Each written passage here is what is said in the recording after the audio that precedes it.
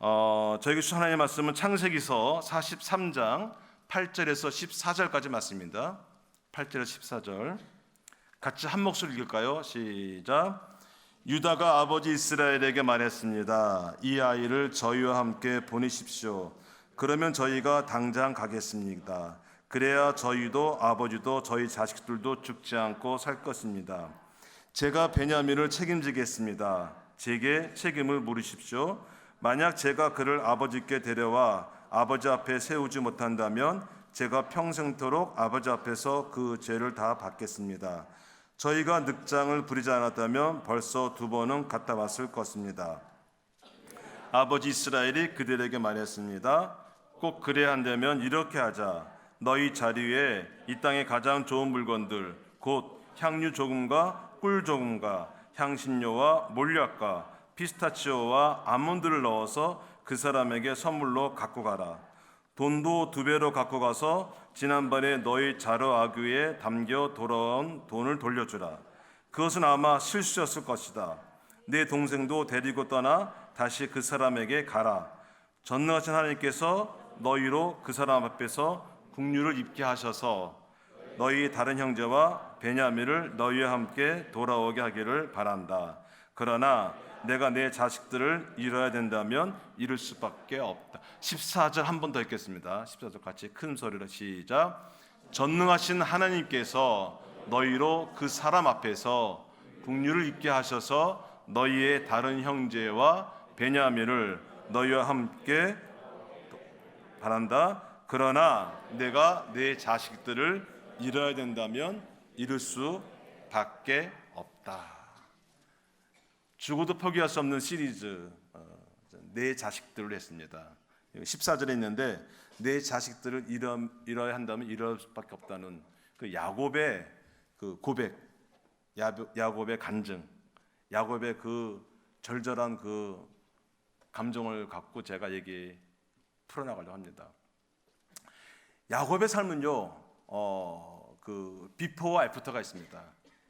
그러니까 터닝 포인트가 있어요. 그러니까 야곱의 삶의 그 어떤 인생 그 터닝 포인트는 야복강에서입니다.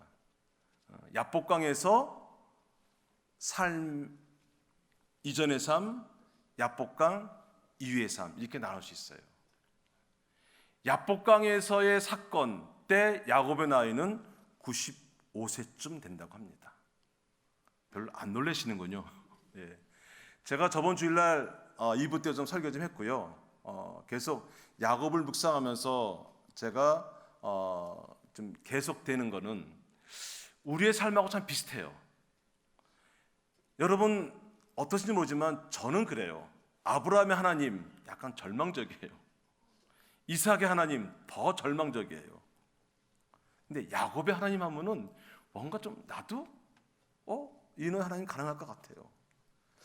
이삭은요 평화의 사람이에요. 피스메이커예요. 웃음을 줘요. 야곱은요 트러블 메이커예요. 야곱이 가는 곳에서는 평안이 없어요. 평화가 없어요. 로 샬롬이에요. 샬롬이 없는 거예요. 싸움이 있고 전쟁이 있고 그 야곱의 삶이에요. 근데 그 야곱의 삶에 비포와 애프터가 있어요. 물론 애프터의 삶이 마냥 좋냐? 그렇지만 않은 거예요. 비포의 삶이 95세 전이고 애프터는 95세 이후예요. 95세 전에서 쭉 보면은 야곱이 탄생하고 쭉 하고 집에서 야곱은 집 밖의 삶보다 집 안의 삶을 좋아했어요. 그래서 엄마의 사랑을 많이 받았죠. 그리고 쌍둥이로 태어났는데 둘째로 태어났어요. 근데 하나님 약속은 있어요. 뭐냐면 큰 자가 작은 자를 섬긴다. 장남이 차남을 섬긴다. 약속의 말씀이 있어요. 아버지가 인정은 안 해요. 엄마는 사람의 방법으로 이뤄가려고 그래요. 결국은 처음에 형을 속이고 아버지를 속이고 그리고 떠나게 돼요. 이민자의 삶을 살게 됩니다. 그때 나이가 몇 살일까요? 네, 이제 아시는군요. 이제 75세예요. 예, 대체적으로 우리가 한 젊었을 때 떠났다고 생각하는데 75세 맞죠? 그리고 야복강이 몇 살이라고 했죠? 95세. 우리가 알고 있는 게 뭐죠? 라반의 삼촌 라반의 집에서 몇 년 살죠? 20년. 그거 딱 들어맞죠? 예. 그러면 왜 75세가 왜 95세인가? 왜 95세냐면은 95세에서 6년 거스르면은 그러니까는 라반의 집에서 20년 살았는데 라반의 집에서 14년째쯤에 요셉이 태어나요. 그죠? 그러니까 요셉을 몇 세에 낳냐면은 89세에 낳아요. 그죠? 89세 맞나요? 산수가 안 되나요? 지금 제일승환 시장님은 지금 핸드폰 들고 계산하고 계십니다. 제가 수학 교사니까 저를 믿으세요. 예, 89세에 낳아요. 그러니까 89세에 낳고 6년 있고 그 다음에 이집트에 들어간 게 몇 살이 되죠? 야곱이 130세에 이집트에 들어가요. 요셉은 몇 살이죠? 39살 맞죠? 그러니까요. 그래서 맞는 거예요. 요셉이 왜 39살이냐고요? 요셉이 국무총리에 30살이 되고 그 다음에 7년 흉년, 7년 풍년, 2년 흉년 차에 만나요. 가족들을. 그러니까는 야곱이 130살일 때 요셉이 39살이기 때문에 거꾸로 추적하면은 75세예요. 75세에 이민자 생활을 시작한 야곱. 20년 동안 라반의 집에서 축살하게 고생하죠. 아버지를 속이고 떠났던 야곱. 삼촌 라반한테 그대로 당합니다. 그대로 당해요. 삼촌한테 사기당하죠.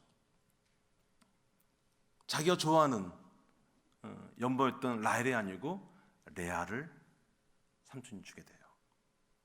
7년 일한 게 헛고생 같아요. 다시 라헬에 의해서 또 7년 일합니다. 그리고 6년 더 일하는 20년 동안의 세월을 야곱이 보내요. 야곱은요, 사기치는 사람이에요. 그리고 야반도주를 잘하는 사람이에요. 계속해서 끊임없이 사기치는 사람이에요. 근데 그 야곱을 통해서 하나님은 약속을 하세요. 민족을 만들고 번성하고 축복하겠다고. 하나의 국가를 이루겠다고. 아브라함 때 약속한 거를 계속 이어가겠다고 약속하셨어요. 약속은 이뤄야 되는데 야곱은 아직은 그렇지 않아요. 그래서 야곱을 20년 동안 훈련시키세요. 야곱 자체를 훈련하죠.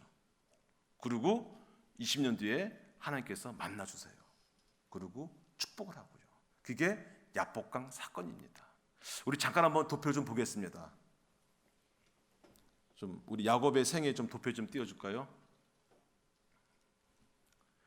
예, 영상실에서 예, 75세에서 95세까지 야복강 사건이 있는데요. 그 야복강 사건 전에 라반의 집에서 떠날 때가 있습니다. 떠나는데 그 삼촌 한테서 그 사기당하고 억울하게 20년 동안 보냈던 그 삼촌한테 떠나던 나이가 95세라고 얘기했는데 그 떠나면서 야반도자죠. 또 야반도자는데 얼마나 빨리 달렸냐면은 서울에서 부산까지 거리를 한 7일 만에 갑니다.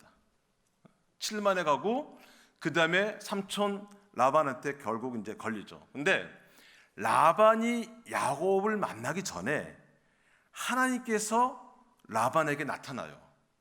라반에게 나타나서 뭐라고 얘기하냐면은 네가 야곱 만나면은 옳고 그름을 따지지 마라 라고 얘기하고 있습니다. 우리 창세기 31장 24절 잠깐 볼까요? 거의 영상실 작동이 안 되고 있네요. 창세기 31장 같이 한번 읽어볼까요? 시작. 그날 밤에 하나님께서 아람 사람 라반의 꿈속에 나타나 말씀하셨습니다. 너는 야곱에게 옳고 그름을 따지지 않도록 조심하여라. 자, 하나님께서 라반을 만나지 않았으면요, 라반은 야곱 만나자마자 죽였을 거예요. 소리 없이 모든 재물을 다 빼갔거든요. 하나님께서 라반을 만나주세요.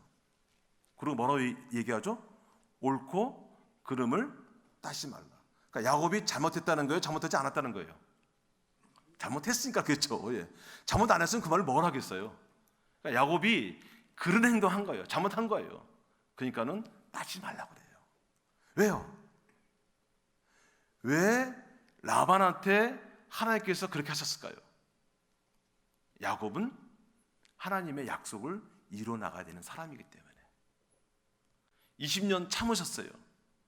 근데 여전히 야곱은 사기치고 도망하는데 전공이에요.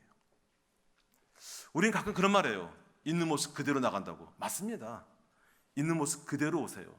그지만 있는 모습 있는 그대로 두진 않았어요. 하나님께서 변화시키세요. 약속을 이루기 위해서. 도표 준비됐나요? 한번 다시 한번 볼까요? PPT. 예, 보이나요? 예, 지금 이제 지명이 나옵니다. 야곱이 형 아버지 속이고 떠난 데가 브에세바예요. 브에세바인데 75세에 떠납니다. 95세까지는 하나님께서 야곱을 직접 훈련시키세요. 라반을 통해서, 그 다음에 야복강에서 천사를 만나고, 그 다음에 세겜의 땅에서 세겜 땅 사람을 통해서 야곱을 직접 훈련하세요.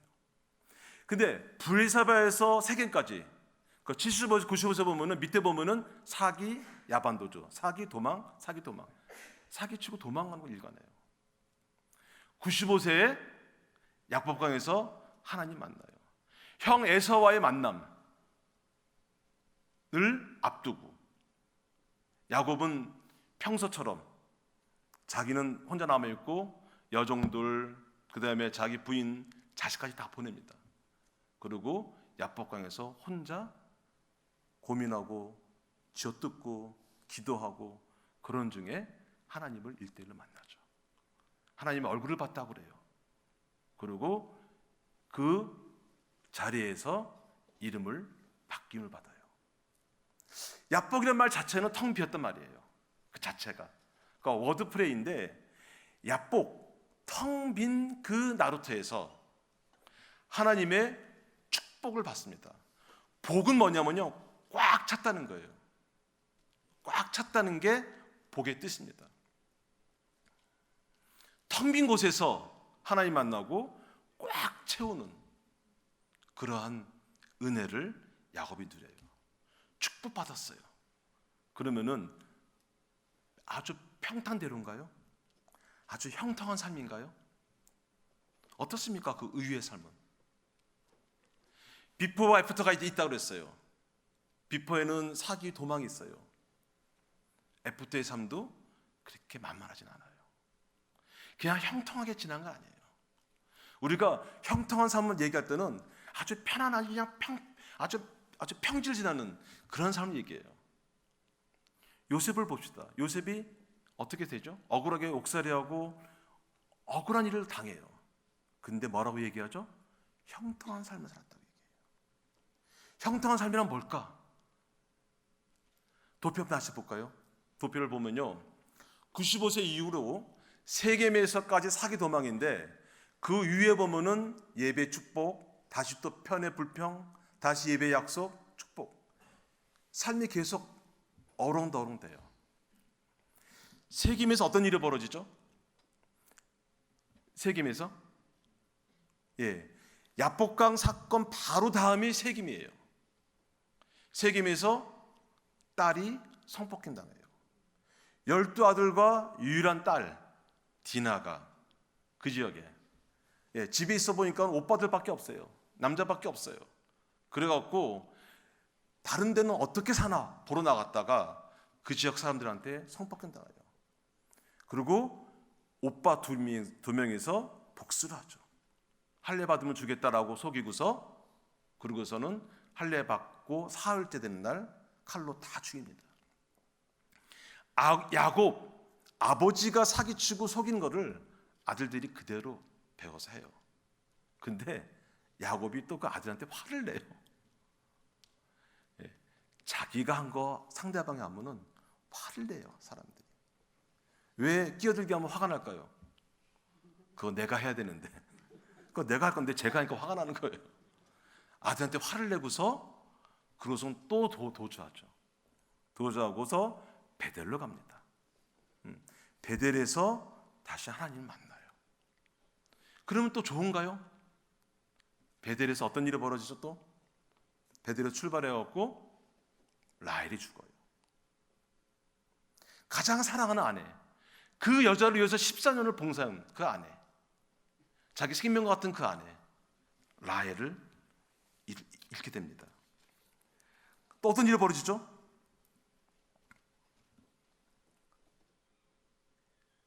그 야복강 이후로 계속 세겜까지 가고 세겜에서 이후로 벌어지는데 아들들이 장가를 못 간 것 같아요. 보니까 막 20대 넘고 30대 된 그 나이에 장가를 세겜에서 워낙 더럽게 이게 소문이 난 거예요. 아, 걔네들은 치사한 애들이다, 사기친 애들이다, 그 집안하고는 상종하지 마. 그러니까 아무도 안 준 것 같아요. 그러니까는 장남인 르우벤이 어떤 일을 저지르냐면은 서모, 그러니까 야곱의 아내죠. 그래도 어떻게 첩이든 비라하고 동침한 사건이 벌어져요. 이게 축복받은 삶인가요? 어떻습니까 이게? 어떤 일이 또 벌어지죠? 요셉의 죽음이 벌어지죠. 요셉의 죽음의 소식을 들어요, 야곱이. 그리고 자살까지 생각해요.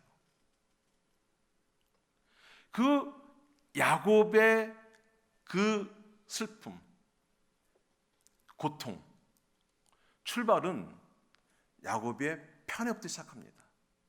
창세기 37장 4절 한번 읽겠습니다. 창세기 34절. 창세기서 37장 4절 같이 읽어볼까요? 시작. 그 형들이 아비가 형제들보다 그를 사랑함을 보고 그를 미워하여 그에게 언사가 불평하였더라. 이 말씀 우리말 성경이 아니고 개정 성경으로 봤습니다. 맨 끝에 뭐라고 되어 있죠?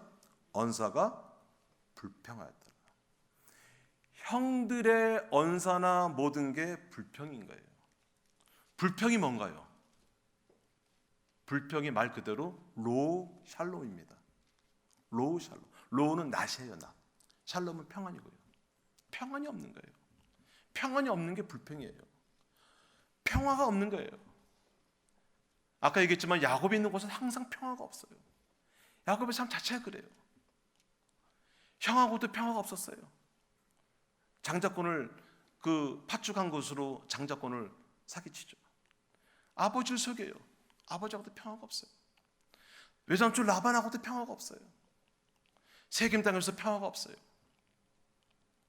그리고 하나님도 만났고 하나님의 그 얼굴을 직접 본, 하나님의 얼굴을 직접 보면 죽을 수밖에 없는데 사는 사람이에요. 그리고 이름도 바뀌었어요. 이스라엘, 이씨 남자, 라 이겼다, 엘 하나님, 하나님을 이긴 남자, 하나님도 못 당할 남자, 하나님한테 떼 쓰고 매달린 남자. 근데 삶은 완전히 바뀌지 않는 거예요. 하나님 만나고 하나님과 동행하고 크리스찬 생활하고 믿음의 생활한다고 해서 우리 삶이 180도 바뀌면 얼마나 좋겠어요. 저는 성령 세례 받고 방언하면은 죄 안 질 줄 알았어요. 여전히 죄 건데 있더라고요. 야곱 마찬가지예요. 야곱의 삶 가운데 계속 평화가 없어요. 오른쪽 34절 보니까는 언사가 불평이었더라. 평화가 없는 거예요. 그 시작은 어디서 출발했냐? 야곱의 편애부터 시작했어요. 아까 도표에다 보면 알겠지만은 95세 전까지는 야곱을 훈련하세요. 하나님께서 야곱을 훈련하는데 95세 이후로는 야곱의 자식들을 통해서 훈련해요. 하나님께서 우리를 훈련시키세요. 우리를 광야로 보내세요. 그리고 우리에게 하나님의 자녀로서 합당한 삶을 살 수 있을 때까지 훈련시킵니다. 때로는 직접 훈련하고 때로는 자녀를 통해서 훈련하고. 디나를 통해서 야곱은 한번 큰 고통을 겪습니다. 또 자녀들에 대해서 편애를 하면서 그 편애 때문에 가장 사랑하는 아들 요셉의 죽음을 맞이합니다. 우리는 알고 있어요. 요셉 안 죽었다고. 근데 야곱은 죽은 걸로 알고 있죠. 형들이 또 속인 거예요. 자신이 한 걸요 그대로 받아요. 그걸 우리는 보응이라고 합니다. 죄는 하나님께서 그 죄에 대해서 이렇게 동에서 먹은 것처럼 죄를 용서해 주세요. 용서해 주시고 흰눈처럼 덮어주세요. 근데 우리가 저지른 것에 대해서 보응은 있어요. 그래서 여러분이 어떤 고난을 받거나 내가 가만히 보면 어려운 일 당할 때 그게 사람이 한 짓이 아니에요. 그 뒤에는 하나님의 계획과 하나님의 섭리가 있는 것이에요. 내가 한 대로 그대로 봐. 공동체에서 뭔가 어렵습니까? 힘듭니까? 나 때문에 힘들 걸 수도 있어요. 그게. 그 사람 때문에 힘든 게 아니고 나로 인한 것일 수도 있다는 거죠. 똑같은 사람을 통해서 나한테 가르쳐 주는 것일 수도 있다는 거예요. 야곱은 편애를 받은 사람이에요. 똑같이 편애를 합니다. 요셉한테만 채색 옷 입히고, 요셉한테만 좋은 옷 입히고 좋은 거 먹이고, 형들은 들에 나가서 양을 치고 염소 치는데 요셉은 집에 있는 거예요. 그 편애로 시작한, 그래서 평화가 없고 불평인 그 가정에 형들이 요셉을 죽이려는 마음을 갖는 거죠. 이게 축복받은 삶인가요? 여러분은 어떻습니까? 요셉이 죽었다고 알건 야곱 너무나 고통스럽게 자살까지 생각하고 그런 고통 가운데 있는 야곱, 그 자식들이 힘든 거예요. 다 힘든 거예요. 왜냐하면 자기들이 요셉을 죽였다고 거짓말했거든요. 그 중에 한 명 유다는 도저히 힘든 거예요. 집에 있기가. 아버지 보면은 밤낮 슬픔에 젖어 있고, 형제들도 보면 밤낮 눈짓만 하고 그냥 좌불안석이고, 유다가 가출합니다. 가출해서 어떤 일이 벌어지죠? 결혼하고 아들 셋을 낳아요. 근데 이유는 몰라요. 이유는 모르지만 큰아들이 죽어요. 큰아들 죽으면은 그 큰아들의 부인을 둘째 아들이 이어받게 되죠. 둘째 아들도 죽어요. 막내, 셋째를 줄래니까는 혹시 또 죽을까봐 못 주죠. 못 주고서 어떻게 하죠? 그냥 나중에 줄 테니까는 떨어져 있어라. 그런데 그 며느리 다말이 아버지를 속였죠, 유다를. 창녀로 분장해갖고 동침하게 돼요. 그리고 쌍둥이 아들 둘을 낳습니다. 끔찍한 사건이죠. 예, 유다의 사건이 그 사이에 들어가요. 유다가 깨닫습니다. 아, 이런 거구나. 아들 낳아보고 아들이 죽어보고 그리고 막내를 아끼는 마음에서 못 주면서 그 상황에서 아버지 야곱을 이해하게 돼요. 아, 이런 기분이겠구나. 유다가 돌아옵니다. 아버지한테로 돌아와요. 근데 참 재밌는 게 며느리 통해서 아들이 태어났어요. 아들인가요? 손자인가요? 이게 헷갈리는 거예요. 쌍둥이 태어났으니까 하나는 아들이고 하나는 손자랄까요? 하여튼 아버지한테 돌아왔어요. 근데 아버지한테 돌아왔는데 대략 난감한 일이 벌어져요. 먼저 그 아들 둘을 소개해야 되는데 뭐라고 소개해야 될까요? 내 아들, 아니 내 손자, 뭐 아주 이상한 일이 벌어지죠. 그리고 해피되면 그때 그 땅에 기근이 들어요. 7년간 풍년, 이어서 7년간 흉년. 그 흉년 7년 중에 2년 해당되는 그 시간입니다. 효도한다고 하는데 꼭 효도 잘 안 한 사람이 가끔 하려고 그러면 꼭 이런 일 벌어져요. 예, 오히려 역효과난. 아버지를 이해하고 진짜 아버지한테 더 잘하려고 왔는데 오히려 짐이 되는. 가뜩이나 지금 흉년 들어가고 먹을 거 없는데 몇 명이나 데려와요? 6명 데려오죠. 6명. 그런 상황이에요. 오늘 본문 말씀은 그 상황에서 지금 유다가 바뀌고 형제가 바뀌고 아버지가 바뀌는 그 상황입니다. 몇 년이 지난지는 모르겠어요. 대충 보면은 한 20년 정도 흘렀다고 봅니다. 20년에서 25년 정도. 자, 기근이 임했어요. 야곱이 잘한 건요, 기근이 임했을 때 아브라함이나 이삭, 할아버지나 아버지는 기근이 일어나면은 이집트로 가거나 다른 데로 갔어요. 근데 야곱은 그건 안 했어요. 참 잘한 거죠. 그리고 양식을 사러 이집트에 보내요. 보냈는데 그때 이미 요셉이 이집트의 국무총리가 된 때죠. 형제들을 보냈는데 야곱은 이번에도 또 누구는 안 보내죠? 베냐민은 또 안 보내죠. 예, 어리다는 거예요. 25살 됐는데 어리다는 거예요. 그리고 안 보내는 거예요. 베냐민 빼놓고 10명을 보냈죠. 보냈는데 어떻게 되죠? 아들 한 명 시므온 잡히고 나머지 또 돌아와요. 그러면서 다시 올 때는 막내를 데려오라. 그렇게 하고 돌아옵니다. 하여튼 기근해서 못 먹고 진짜 남루한 그 상태에서 양식이 있으니까 또 먹었죠. 버텼죠. 근데 또 떨어졌어요. 이제 곡식이. 더 이상은 이제 버틸 수 없어요. 그 상황에서 오늘 읽은 본문의 말씀이 시작됩니다. 한번 우리 본문의 말씀 8절 한번 읽겠습니다. 8절 같이 읽어요. 시작. 유다가 아버지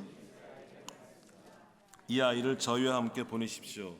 그러면 저희가 당장 가겠습니다. 그래야 저희도 아버지도 저희 자식들도 죽지 않고 살 것입니다. 9절. 제가 베냐민을 책임지겠습니다. 제게 책임을 물으십시오. 만약 제가 그를 아버지께 데려와 아버지 앞에 세우지 못한다면 제가 평생토록 아버지 앞에서 그 죄를 다 받겠습니다. 예. 다시 가서 가져야 되는데 다시 올 때는 베냐민을 데려가야 돼요. 그때 유다가 났습니다. 유다가 책임지고 데려가서 오겠다라고 얘기해요. 아버지를 가장 잘 이해한 유다. 유다의 모습을 보면서 야곱이 바뀌는 것 같습니다. 요 유다의 모습, 책임지는 모습, 사기치고 거짓말하고 자신의 삶, 그리고 그 아들도 그렇고, 그런데 그 중에 유다는 그 아버지를 이해하고 그 가정의 상황을 이해하고 자기가 책임지는 모습을 봅니다. 그래서 유다의 그 말을 야곱이 듣게 됩니다. 그리고 야곱이 결국은 아들들을 보내게 되죠. 그 보내는 상황에서 지금 베냐민이 죽을 수도 있는 상황. 그 시므온 아들이 하나 잡혀 있고 또 베냐민도 보내면서 지금 야곱의 얘기가 나오고 있습니다. 그리고 아까 읽은 14절 같이 한번 읽겠습니다. 14절 시작. 전능하신 하나님께서 너희로 그 사람 앞에서 긍휼을 있게 하셔서 너희의 다른 형제와 베냐민을 너희와 함께 돌아오게 하기를 바란다. 그러나 내가 내 자식을 잃어야 된다면 잃어야 할 수밖에 없다.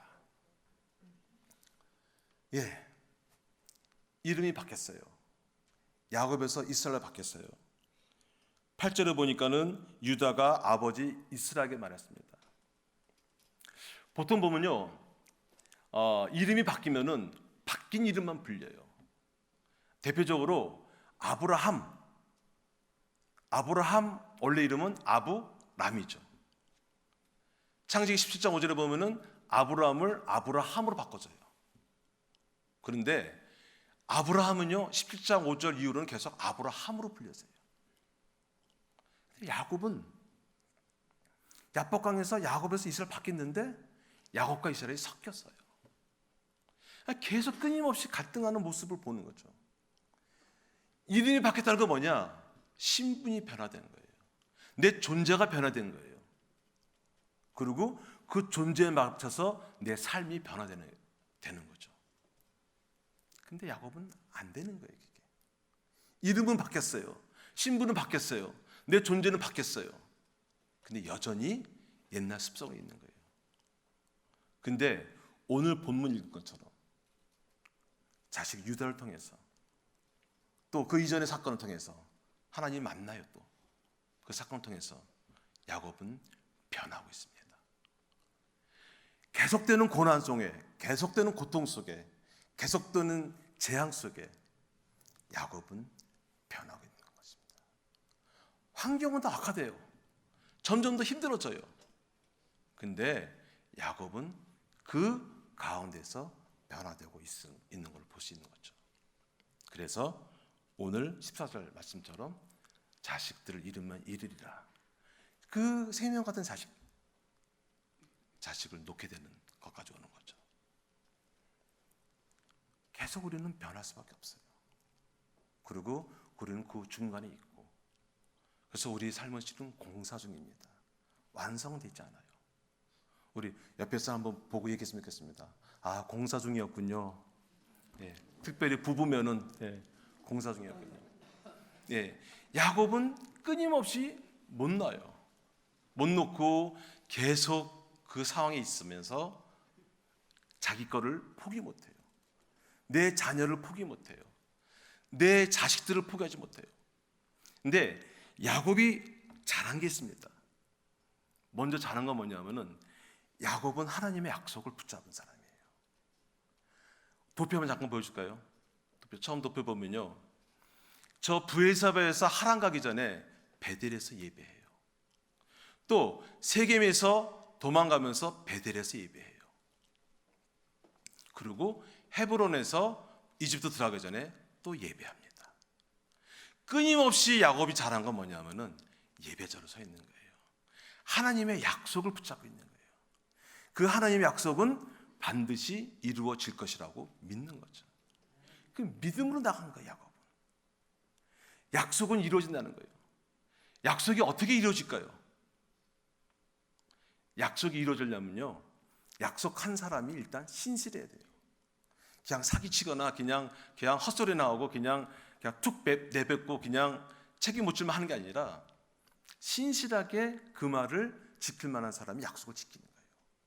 신실한 사람이어야지만 약속을 지킬 수 있어요. 근데 신실하기만 하면 약속 지킬 수 있을까요? 제가 신실해요. 그래 보이나요? 예, 좀 신실하다고 쳐요. 아들한테 생일 선물 산다 했어요. 제가 신실한 사람입니다. 사줄까요? 어떨 것 같아요? 예, 사주고 싶죠. 신실하기 때문에 사주고 싶어요.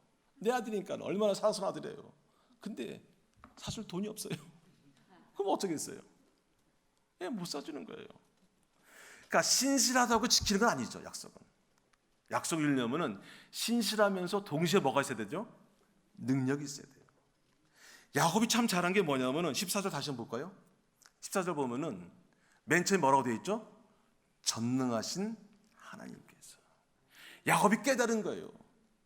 75세부터 95세까지 삶, 또 95세에서 지금 거의 130세 됐어요. 그러니까 75세에서 130세니까 몇 년 지난 거예요? 또 계산이 안 되나요? 75에서 130이면은 55년 동안 지나면서 야곱이 터득한 거예요. 뭘 터득했냐? 하나님은 능력 있는 분이시라. 하나님은 전지전능하신 분이라는 것을 터득한 거예요. 오랜 시간 걸렸죠. 여러분은 어떠세요? 여러분 하나님이 능력 있는 분이라고 믿으십니까? 능력이 하나님이십니까? 예, 그분은 또 신실한 하나님이세요. 우리하고 달라요. 야곱이 잘한 건 이거예요. 하나님의 약속은 이루어진다는 걸 붙잡은 거예요. 하나님의 약속을 붙잡은 거예요. 그래서 전능하신 하나님이었죠. 또 하나 잘한 게 있습니다. 뭘 잘했냐면요, 하나님께서 인도하신다는 것을 믿었어요. 인도하시는 하나님. 다시 14절 볼까요? 14절 보면은 중간에 보면 뭐라고 되어 있죠? 너희와 함께 돌아오게 하기를 바란다. 그 아들들 보내면서 너희들이 다시 돌아올 줄 믿는 거예요. 뭘로? 인도하신 하나님 붙잡은 거죠. 전능하신 하나님, 그 하나님이 반드시 인도해서 올 걸로 믿는 거예요. 야곱이 그걸 터득한 거예요. 마지막으로 야곱이 터득한 건 뭐냐면은 채워주신 하나님. 하나님께서 채워주신다는 거예요.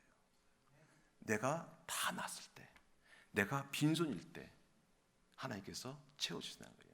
14절에 보니까는 내 자식들을 잃으면 이룰 수밖에 없다.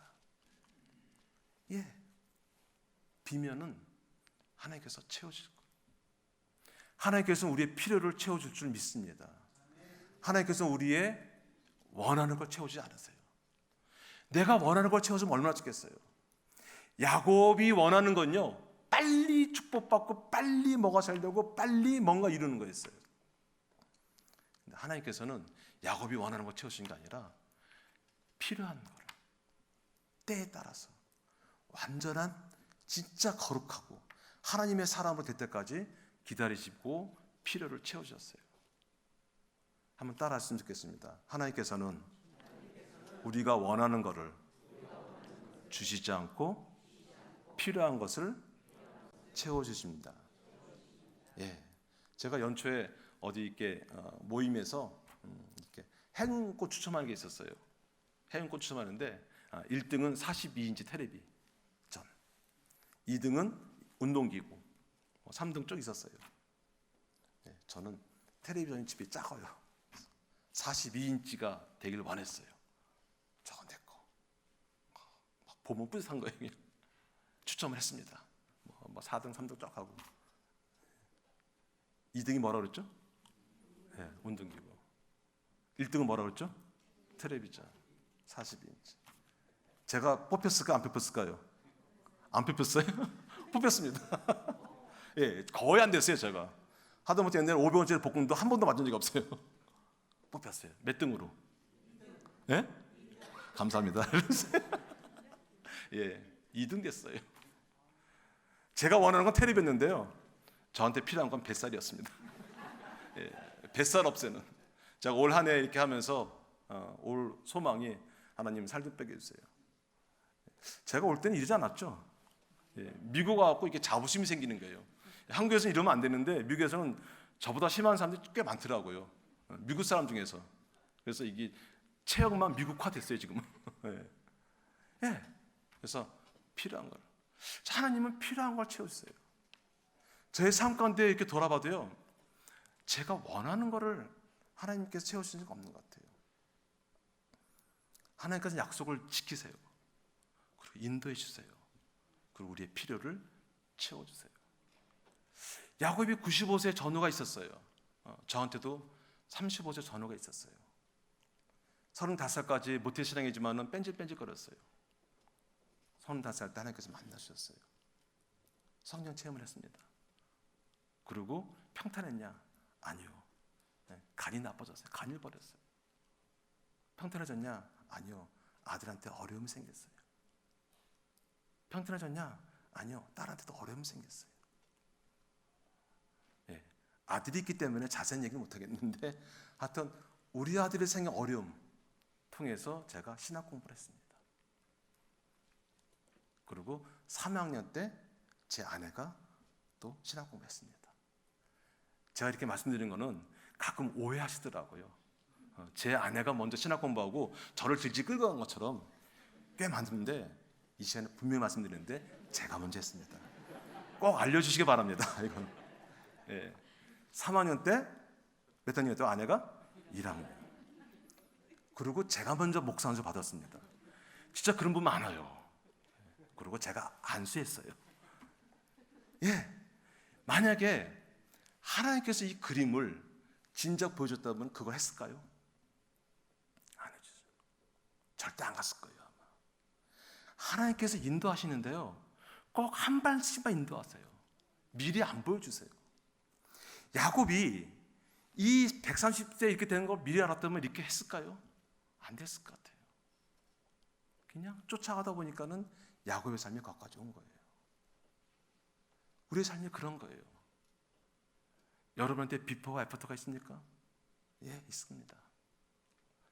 근데 하나님 만났다고 다 형통한가요? 다 잘 풀리나요? 우리가 생각하는, 세상적으로 생각하는 대로 그냥 잘 풀리나요? 아니요. 저희 아들한테 당한 고통, 저희 딸한테 당한 고통. 예, 제가 고등학교 때 고등학교 교사였는데 28년 동안 교무부장도 하고, 교무부장 하면서 다른 애들이 자퇴하겠다 그러면 제가 말리고 했는데 우리 딸아이가 자퇴를 했어요. 예, 그런 거예요. 제가 3학년 때 아내가 1학년, 그때 오랜만에 가족들이 식사하는데 저희 딸아이가 물어보는 거예요. 아빠, 하늘나라가 어떨까? 얘가 왜 죽고 싶은가? 왜 하늘나라 왜 물어볼까? 교사기 때문에 대답이 곤란하면 제가 대답 안 합니다. 되물어보죠. 특히 학교에서 공부 잘하는 애가 물어보면 절대 제가 안 풀어줘요. 네가 풀어봐 그래요. 풀어요. 제 하고 싶으면 풀려요 또. 그리고 지가 풀고 감사합니다 하고 가요 또. 딸한테 저한테 물어보길래 제가 물어봤죠. 너는 어떨 것 같으니? 제 딸의 입에서 놀라운 말이 나왔어요. 우리 집 같겠지. 뭐 우리 집 같겠지. 그때 저희가 무척 고민했어요. 우리 둘 다 같이 하는 게 맞냐? 이게 맞는 거냐? 애들 돌보지 못하고 둘 다 야간이기 때문에 뭐 정신없을 때예요. 하나님께서 딱 찍어주는 것 같아요. 맞다라고. 그래 맞는 거야. 네가 이게 맞는 거야. 고비고비마다 자식들을 통해서, 자녀들을 통해서 하나님께서,